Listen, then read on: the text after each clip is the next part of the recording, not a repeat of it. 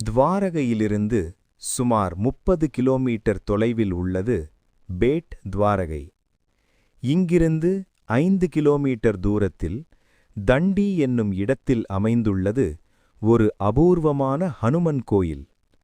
இது மிகப் பெரிய கோயில் அல்ல, ஆனால் உலகத்திலேயே தனிச்சிறப்பு பெற்ற ஒரே ஒரு கோயில். ஏனெனில் இந்த கோயிலில் ஹனுமன் தனது மகன் மகரத்வாஜனுடன் சேர்ந்து கோயில் கொண்டிருக்கிறார்.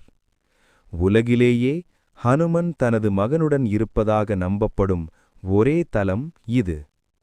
இங்கு ஹனுமன் எந்த ஆயுதமும் ஏந்தாமல் மிகவும் மகிழ்ச்சியான முகபாவத்துடன் அருள்பாலிக்கிறார்.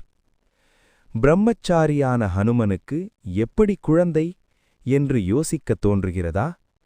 இலங்கையை எரித்தபின் கடலில் நீராடிய ஹனுமனின் உடலிலிருந்து விழுந்த ஒரு வியர்வை துளி கடலிலிருந்த ஒரு மகரத்தின் வாயில் விழுந்தது. அதன் மூலம் பிறந்தவர்தான் மகரத்வாஜன்.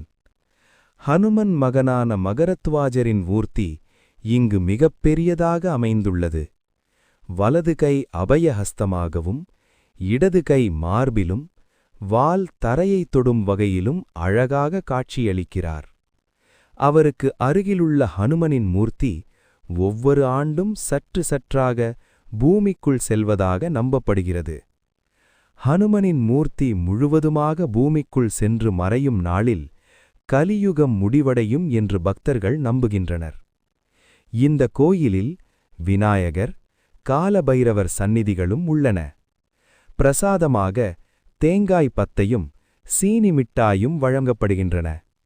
இது வெறும் கோயில் அல்ல, இது ஒரு நம்பிக்கை, ஒரு அதிசயம், ஒரு பக்தி அனுபவம். ஜெய் ஹனுமான்.